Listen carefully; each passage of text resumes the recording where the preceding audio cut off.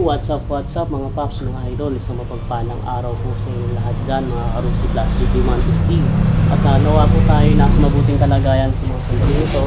At again, welcome back to my YouTube channel. And for today's video po, babahagi ko po sa inyo pag-aalaga ko kay Plus. Since naka 56,000 kilometers na order na siyang tinakbo, also need na natin siyang alagaan at maintenance. So marami tayong gagawin ngayon, kaya stay tuned lang po kayo.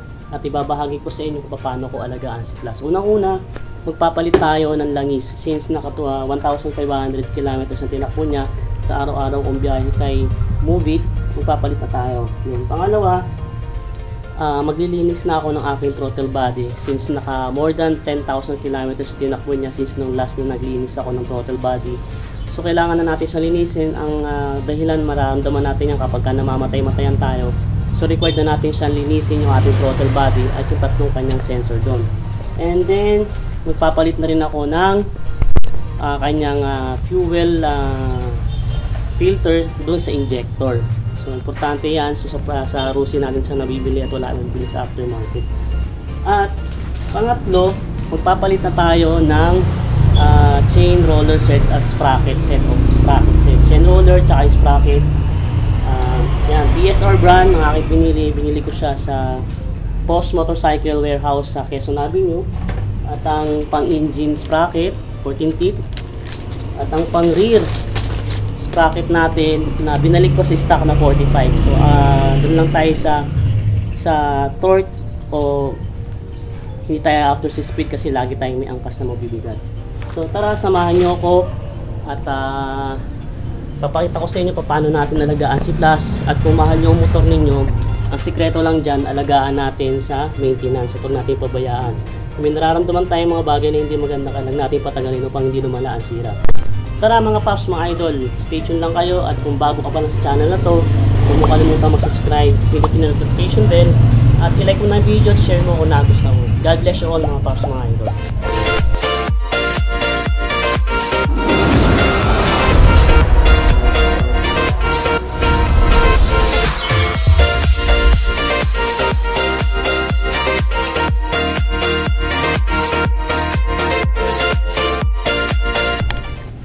Siyempre again, i-drain muna natin yung kanyang langis sa crankcase bago natin salina.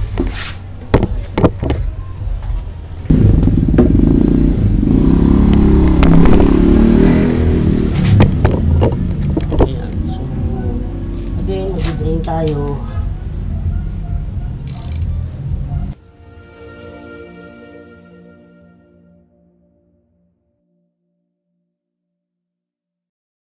Ngayon nga, tulad ng sabi ko, nahiyang na ako sa langis ito kaya hindi na ako nagpalit. So depende pa rin sa inyo kung saan kayo mahihiyang na langis sa pakiramdam nyo kay Plus ninyo. Kung nahiyang kayo sa mga ibang brand, why not? Basta sa ikabubuti at depende sa driving habit. Pagtapos naman ito, papalit tayo ng sprocket set. At after ng sprocket set, yung aking throttle body at saka injector, filter, papalitan ko na. Throttle body, maglilinis tayo. Ayan, na-drain na. So, balikan natin yung kanyang drain plug.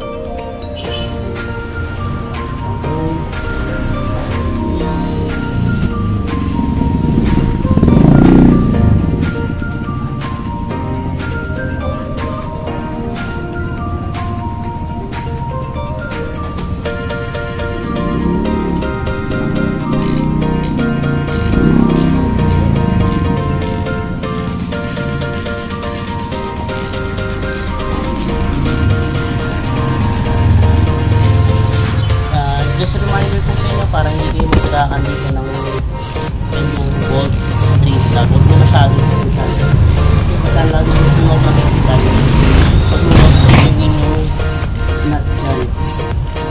Tama lang mag-hit, kasi wala naman siya pwede, wala naman siya post dyan. Yung tama hit lang na kailangan mo ang ilin nyo. Ayan o. So then, papalit tayo. Medyo bago.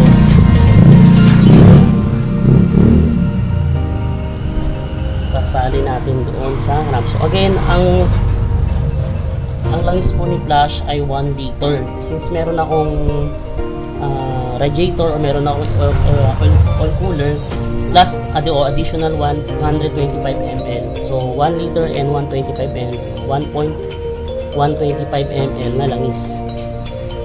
Tara, isamin natin to. Ayan. So meron yung nabili ko kasi dati, meron na siyang kaya madali na siyang isalin ngayon. So salin nyo lang. So kung kayo may hiyang na langis, doon kayo mag-stick. So kung nasubukan nyo yung mga RSA, mag-research din kayo kung ano yung W40 viscosity. So habang tumatagal daw ang motor, kailangan lumalakas malapit yung nilalagay. So tulad ko nga, inaaral ko rin lang naman lahat yung pag-aalaga ko kay Plus, at hindi ako umaasa sa mga mekaniko. Since kaya naman natin gawin, tayo nang gumawa. Nasisigurado pa natin na nagagawa natin yung gusto natin para kay Plus. Patiktikin lang natin siya. So ayan, palit tayo ng langis. At syempre, yung kanyang stock na lipstick ay hindi ko tinapon kasi dito pa rin ako nagsusukat doon sa tamang dami ng langis niya bago ko binabalik yung aking oil bleeder. So susukatin natin, ito muna ilalagay natin, and then saka natin papaanda rin. Tapos saka natin papaanda rin.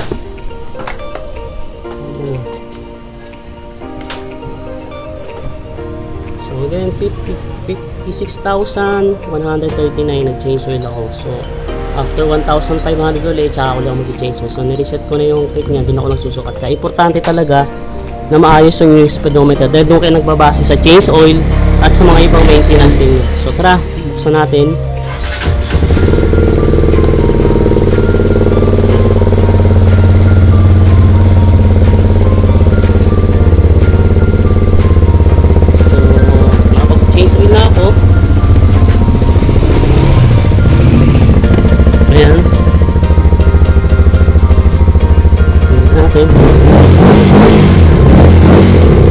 Check din natin kung may leak. Ito, wala naman. Tumutulo. Tapos, check natin yung dipstick. Okay, kung tama yung langis niya, hindi masyadong mababa, hindi masyadong handa.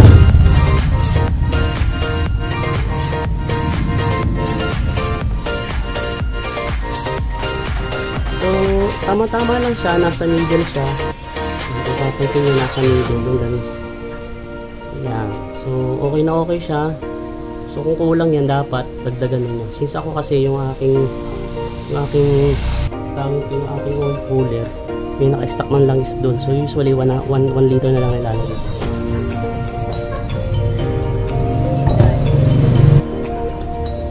So, ibabalik na natin yung aking bypass oil breaker.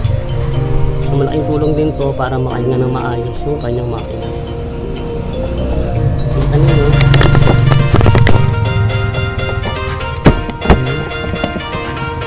Balik natin, saka natin babalik yung hose. Balik natin yung hose. And then,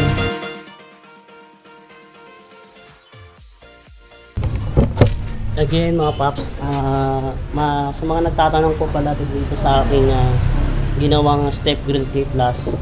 So kumbaga, sarili kong gawa siya, DIY ko, naghihinang ako o nag-welding ako ng stainless. So dito siya nakakabit sa mga nagtatanong. Ano dyan siya, nakatukod siya, tapos meron siyang bracket doon sa loob ng upuan. Kung papansin nyo, ayun, naka-bracket siya. So isang mabang naka-bracket siya doon, naka-tornilyo. At pagdating naman dito, naka-bracket din siya rito sa may kabitan mismo, no, kaya sa mismong chassis. So nilagyan ko rin siya rito ng binibili natin, lalagay natin sa manibela. So matibay siya, hindi siya magalaw. Pwede mo siyang talian ng talian kung gusto nyo gawin. So mga nagtatanong lang, kasi marami nag-PPM sa akin, saan ko daw binili yan, wala ko siyang kasukat, gagawa talaga tayo ng sarili nating diskarte para sa step grill. Ayan, sa mga nagtatanong, ayan po yung bracket. Tapos ito, ayan, nakatusok yan dito sa pinaka-upuan niya. At meron akong pinang-ipit doon na washer na may bracket. Yan, kung makikita ninyo, sana nakikita ninyo, ayun siya. So, sa mga nagtatanong lang, so DIY ko lang, hindi ko pa nga pinapinish yan, no? So sariling gawa ko lang yan. Importante kasi sa akin, nalalagyan ko siya ng load at pwede yung italic kung ano yung may gusto ko. So ayun yung bracket niya. Yan, sa mga nagtatanong lang po at madalas po na nag-PPM sa akin, saan ko daw nabili yan, hindi ko siya binili, ginawa ko po siya.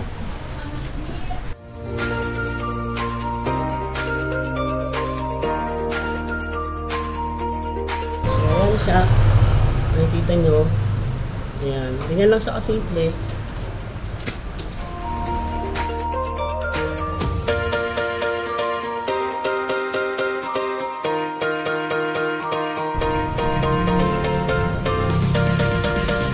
naman yung aking engine cover na ginawa. Kung nanonood kayo ng vlog ko, kaya nyo rin gawin yan, pang cover dun sa ating engine.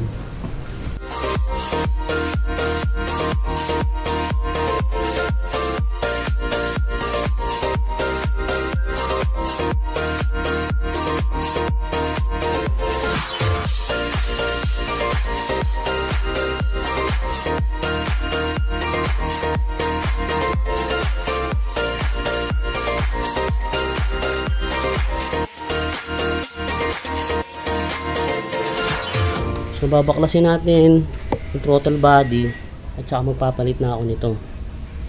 Again, check din natin yung ating air filter kung okay pa ba, kung malinis. Actually, nagpalit na kasi ako nung dati.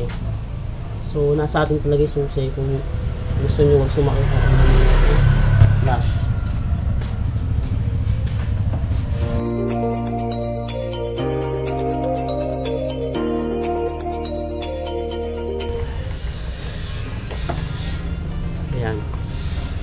So makikita nyo, malinis pa siya. So DIY lang to, yung pang rouser na filter ang ginamit ko dito. Ayan. So malinis pa siya, maputi pa siya. So hindi pa natin kailangan siyang palitan. Makikita nyo, pati gilid niya, musungot yung dumi. Ayan, ganun lang kasimple yan. Kung maglalagay pala kayo ng mushroom type, huwag nyo na alisin tong airbox nya, mas safe yun para hindi pasukan din ng tubig.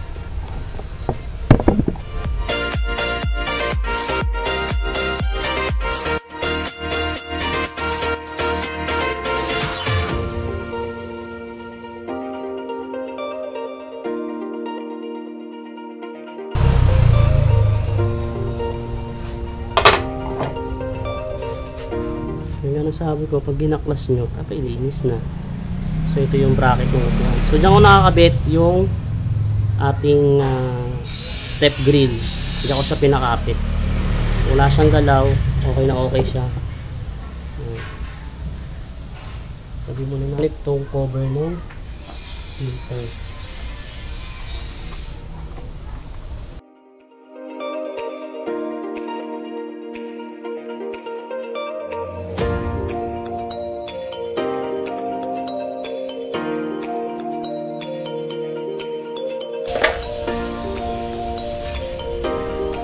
Then, ang gagawin natin ngayon, lilinisin natin throttle body. Ang papalit tayo nitong filter ng injector na gagaling dito sa pump, sa tangke niya.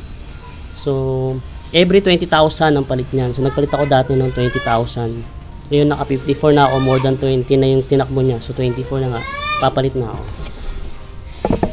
So, kaya natanggal natin yung box, filter box.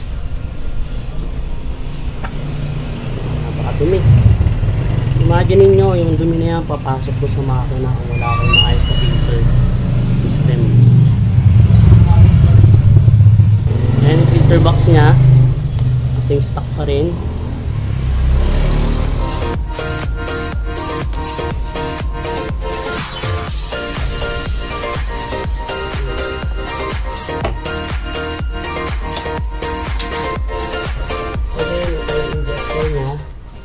So, dali lang siya tanggalin actually. So, tatanggalin na natin. Ayan. Una, tanggalin nyo muna yung switch ninyo. Sa injector. Tapos itong injector.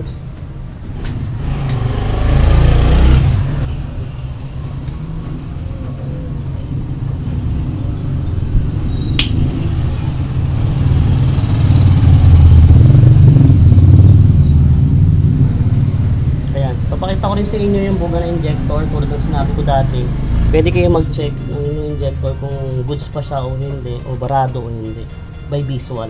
Ayan, pwede nyo siyang higutin. Siyempre, daan-daan ng hugot kasi may rubber siya. Ayan. So, ito yung injector niya. Ayan. So, kung gusto nyo siyang testingin, okay, kita nyo ba? Ayan, ito natin siya ilagay. Gusto ko pakita sa inyo yung buga na injector. Kung okay ba o goods yung aking injector. So, randomly kasi sinicheck ko to. So, balik nyo lang muna yung pinaka-switch nyo. So, spray nyo rin yung gilid-gilid na to kapag naglinis kayo. So, para makikita nyo kung gaano siya kadumi.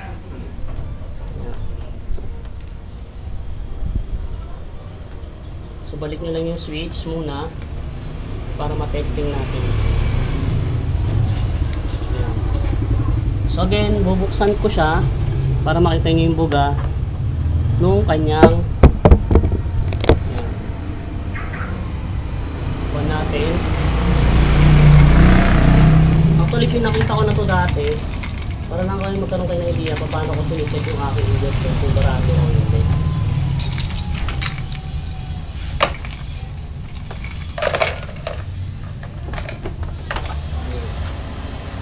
Yung aking pan. So imagine gumagana yung pan yan. So yun yung pan ko nasa likod. Tingnan natin. So pamagitan nito makikita ninyo kung gumagana ang inyong o barado ang inyong injector o hindi. So i-on nyo lang para makita nyo ng maayos. I-on nyo lang yung ano kung bubukas siya ng maayos. Okay? Yun. Kung kita nyo dyan sa ano na yan, so goods na goods. Sana matutukan natin ng konti dito. Kaya papakita ko sa inyo yung buga niya kung nakatutok sa camera. Ayan. Kung okay ba yung kanyang buga. Ayan. Pagmasdan nyo mabuti na nakikita nyo kung maganda yung buga niya. So ayun ang buga niya. Kita nyo ba? Gusto ko lang itong ipakita sa inyo.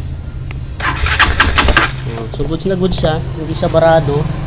So importante yun, napaka-importante yun na lagi nyo i-check yan pag naglilinis kayo ng total body.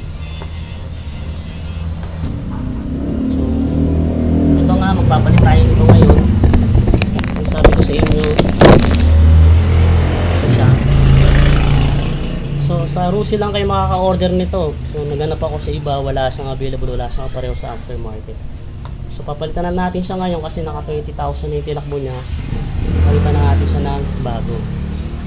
Okay, stay tuned lang kayo at binabahagi ko sa inyo itong aking ginagawa kay Flash. Again, tingnan nyo to.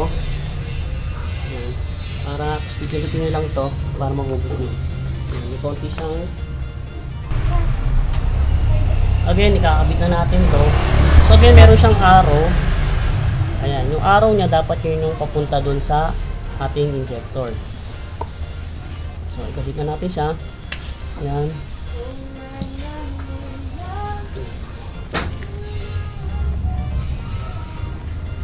Tapos ito namang dulo na kabila, ito na rin siya diretso. Ayan. So saka natin lang siya testingin. Susiyan nyo uli para mag-ano siya ng mag-jump. So ikabit nyo uli yung wire.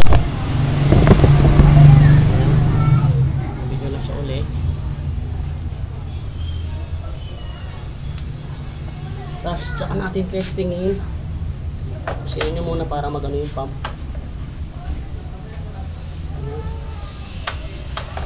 Okay.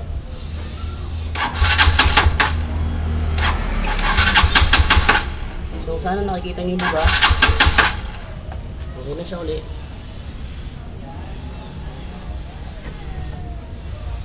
So nakapagpalit na tayo nito. At itong luma, again, doon nyo lang ito mabibili sa Rusi. Naman pa. Sa Rusi lang kayo makakabili nito kung gusto nyo magpalit ng filter na ganyan. Yun lang sa Rusi. Order kayo. 1 week lang naman, makukuha nyo rin naman kaagad. Importante kasi na maintenance nyo yung protector, filter, para hindi magbara. Dito naman tayo sa throttle body. Ayan, babaklasin natin yan. Tapos papakita ko sa inyo paano ako maglinis yan. So DIY lang po ako. Yung kung wala kayong maasahan sa mga Rusi na kasa, kung kaya nyo naman gawin na kayo na lang, gawin nyo na lang. Tanggalin natin ito.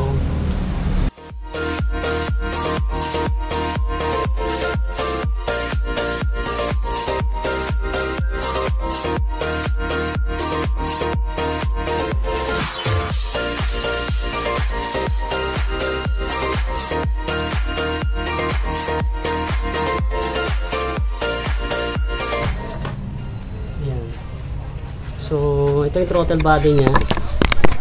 Ayan. Tingnan nyo kung gaano siya kadumi. Ito yung ating TPS. At ito yung IACB. So, TPS, IACB. So, tingnan nyo kung gaano siya kadumi. Ayan yung lilinisin natin. Gagamitin natin ng carburetor cleaner. So, ingatan lang natin siyang pag gagamitan ng gas. Pwede kayong mag-gas o gasolina dito lang sa pinaka manifold niya. Tsaka dito sa may butterfly. Ayan. So, tatanggalin natin yan. Okay. Alisin din natin itong dito sa man.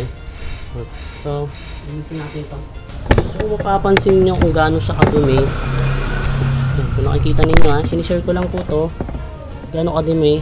So, kailangan natin linisin yan. So, ito yung isang sensor. Ayan. Ito yung map sensor niya. Manifold. Pag tinanggal niya yan, ito yung map sensor niya. So, tatlong sensor lang nakakabit sa kanya. Ayan yung sa map sensor manifold, absolute pressure. So, yung sumusukat din sa pressure doon sa manifold intake natin.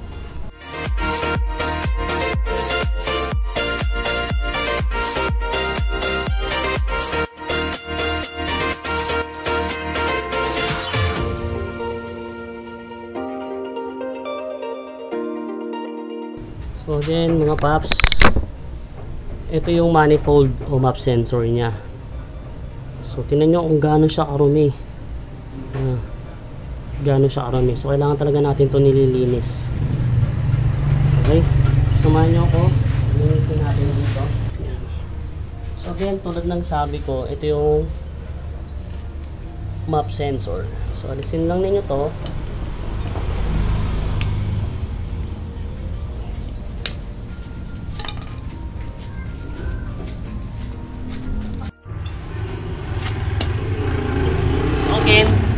Meron tayong tatlong sensor doon sa ating throttle body. So, ating map sensor na nakalakabit sa manifold intake pressure. O, ito yung map sensor, map absolute pressure. So, ito yung TPS, throttle positioning sensor. At ito yung ating IICB. So, again, kanina pinakita ko, spray nyo lang siya. Yan, para matanggal yung mga dumi.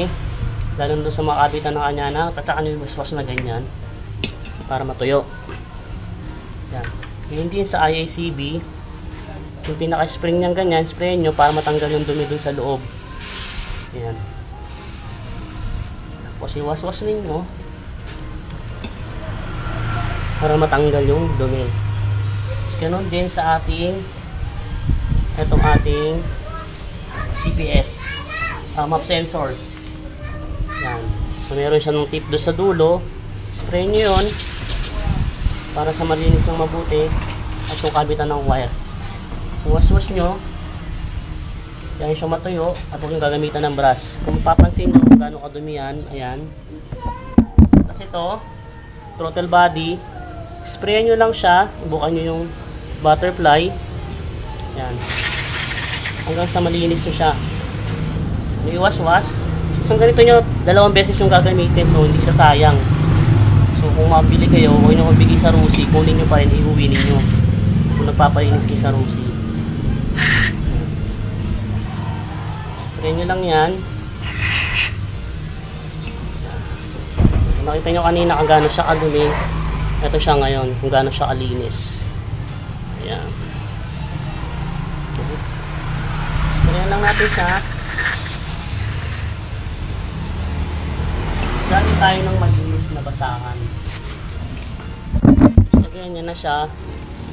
Ganyan na siya kalinis ngayon kumpara dun kanina. Ayan. Tapos na natin linisin yan. Pati ito, spray nyo rin ito. Ito yung sa manifold intake nya. Ayan. Ano nakikita ninyo. Binabagi ko na ito sa inyo. Ayan. Dito nakasaksak yung map sensor. Hindi na kung gaano yung tumutulo dyan na dumi, oh. Kung gaano siya kadumi. Hindi ko maago sa kamay ko. Imagine nyo kung hindi kayo naglilinis nito.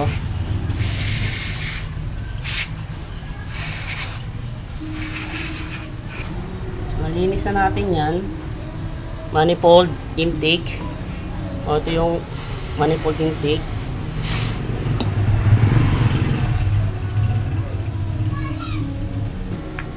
At yung ating tatlong sensor na nandoon sa throttle body. Okay? TPS, throttle positioning sensor, map sensor o manifold absolute pressure, at ang IACV natin, no, intake air valve control. And then, pagka nalinis nyo na yan, yan. Pakita ko namang ayos ninyo dito.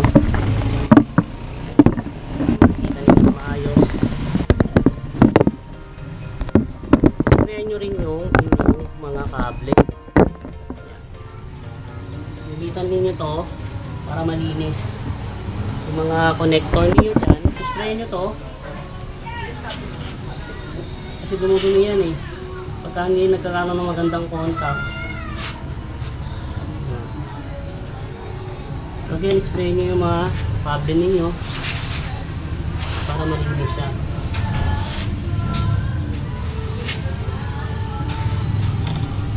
Patuyuin nyo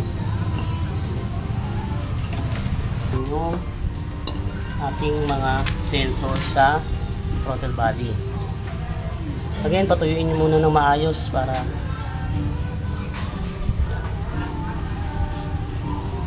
so nasa ating pag-aalaga talaga ang sikreto. Kahit ano man sigurong motor, pagka hindi nyo nalagaan ng maayos, bibigyan kayo ng sakit ng ulo. So una natin kakabit itong IACV. Again, ingatan nyo, merong rubber yan, o-ring yan. So hindi naman kayo makamali ng kabit niya kasi may sukat talaga yan. Itiin nyo lang siya. Huwag nyo nang gagalawin yung spring niya kasi nakaset yan dun sa ating ECU o naka ano yan. Kung magre-reset kayo, kung nagalaw nyo man yun, re-reset nyo pa rin yun. So kailangan nyo na reset, meron kayong ano, HUD hacker pang scan para ma-reset yan. Balik natin to IACV.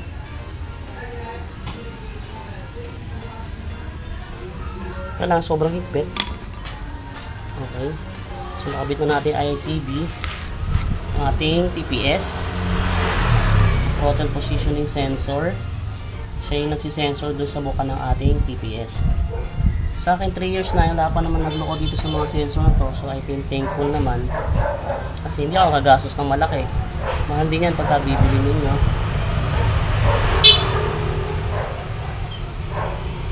So again, hindi rin kayo mamamali dyan dahil naka-set mismo yan. Tutornilyo nyo lang siya, babalik nyo lang siya doon sa kanyang pagkakatornilyo.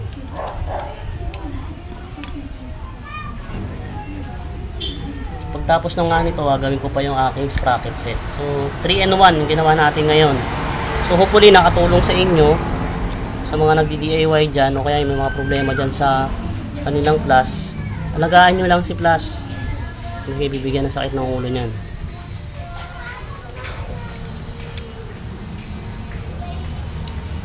Ako kasi personal kong inaalagaan ang aking motor, so para hindi ako magkaroon ng problema, at kung sumablay man ako, walang ibang sisisihin kundi sarili. Kakabit na natin yon. Again, kakabit naman natin itong sa manifold nya. Ayan. Map sensor sa manifold. So hindi rin kayo mamamali dyan. So meron talaga siyang sukat. Ayan. So ito yun. Kaya iniiwan ko itong tornilyo para hindi kayo malito. So kakabit nyo siya ng maayos. Ayan. So ganyan siya. Hindi siya pwedeng maging ganun kasi hindi nyo matutornilyo. Kakabit nyo siya ng maayos. So again, may o-ring yan. Huwag na huwag nyo iwawala. So press nyo lang siya ng tama. At pagka naipasok nyo na, dapat walang singaw dyan. Pagka nagkaroon na singaw dyan, yung maglolo ko syempre yung minor. So yung o-ring doon yung dapat hindi masira.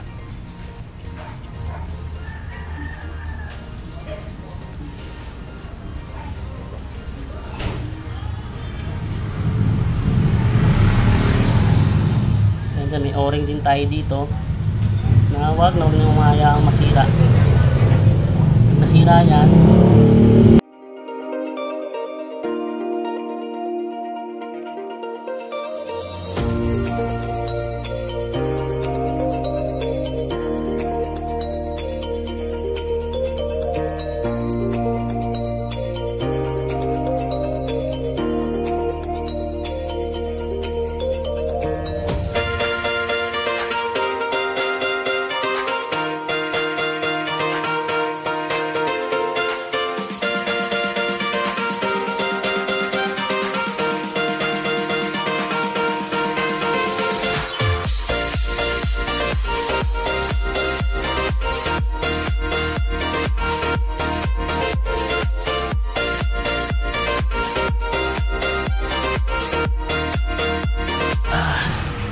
ayan, magpapalit na ako ng pareho niyan, sprocket set sa ito.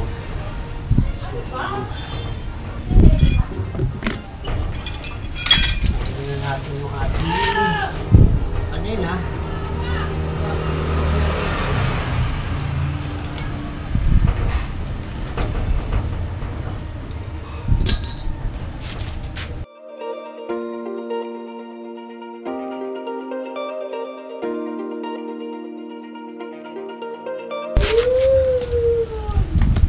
Halos isang taon ko siyang ginamit. Unless nung nagpalit ako ng sprocket set nung mag-endurance challenge kami sa first Manila Endurance Challenge. So may isang taon din halos.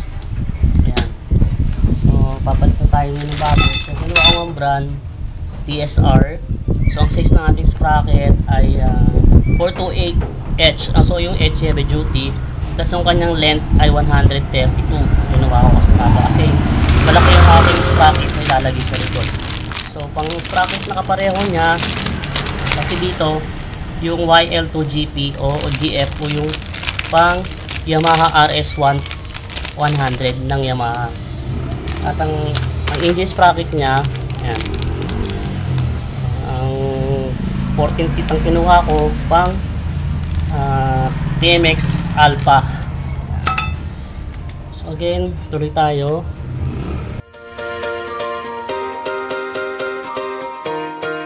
Bumili na rin ako ng lock sa engine. Ang pwedeng lock sa kanya, pang SRM o kaya TMX Alpha. Pareho.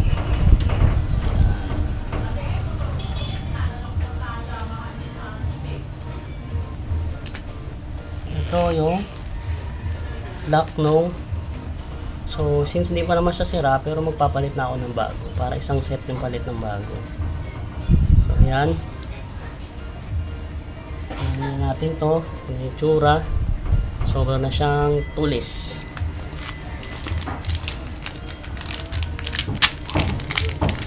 Okay, genuine parts yung binili ko. Ayan. Para sa engine. Ayan, 14 feet. 428 ang kanyang sukat sa chain. Lagay natin. Una.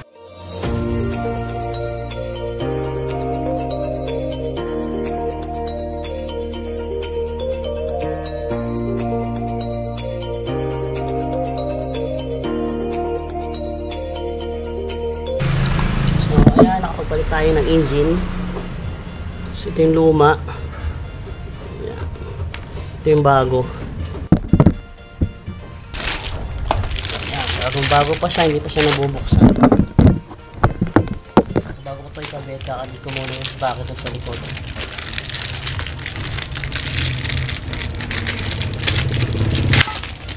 Para sa ating 45 teeth na rear sprocket. Again, simulan ulit natin yung pagbabak.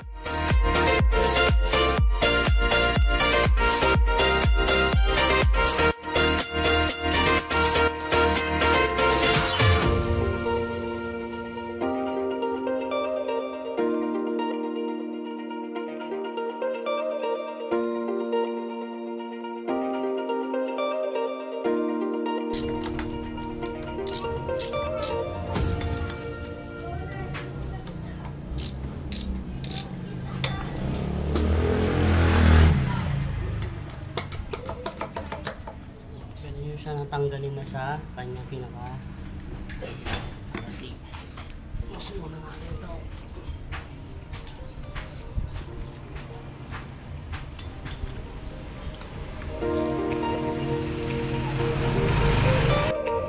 So yan na, natanggal na natin. Tingnan nyo siya kung gaano siya katulis. Halos masusugatan ka na rito. So ito yung ating ipapalit. Dati naka 46 ako, ngayon nag 45 lang ako.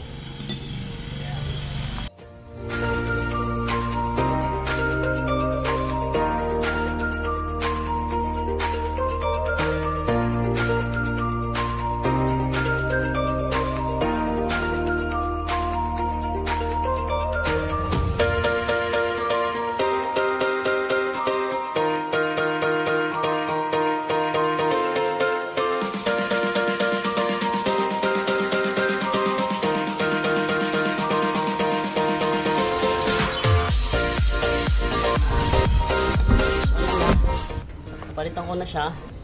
Kakabit ko na lang siya doon, tapos goods na ako na siya.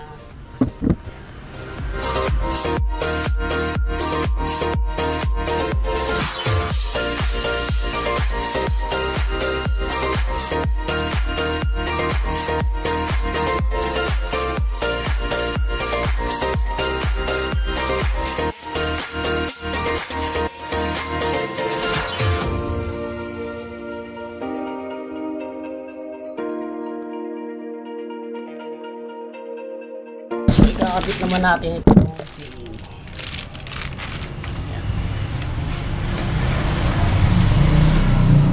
Tanggalin natin yung lock.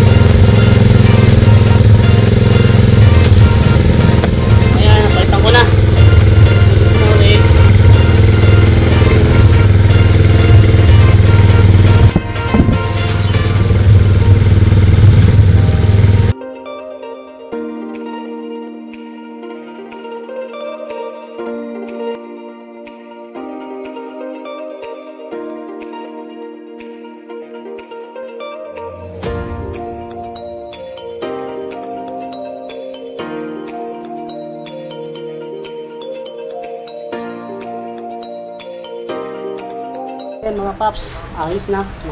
Tapos ko na yung ating maintenance ngayon. So, napalitan ko na siya ng kadena. Paglinis na ako ng throttle body. At nagpalit din ako ng injector filter. Fuel filter sa injector. So, tingnan natin ngayon yung arlen niya. Inabot na ako ng ulan dito.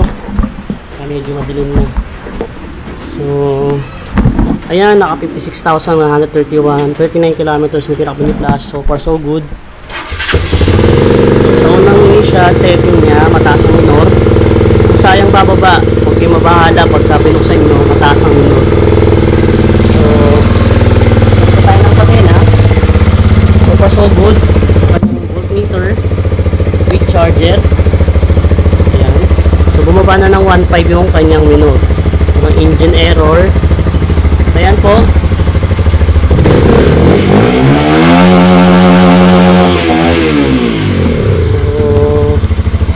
So, sa muli po mga paps, mga idol, salamat sa inyong mga walang sawang suporta. At kung ano po magbabahagi ko tungkol kay Flash, ibabahagi ko sa inyo. Kung nga nasabi ko, ako sarili mismo ang nag-aalaga at nag-maintenance ni Flash. God bless you all mga paps, mga idol. Sa muli po natin mga video at ingat po tayo palagi.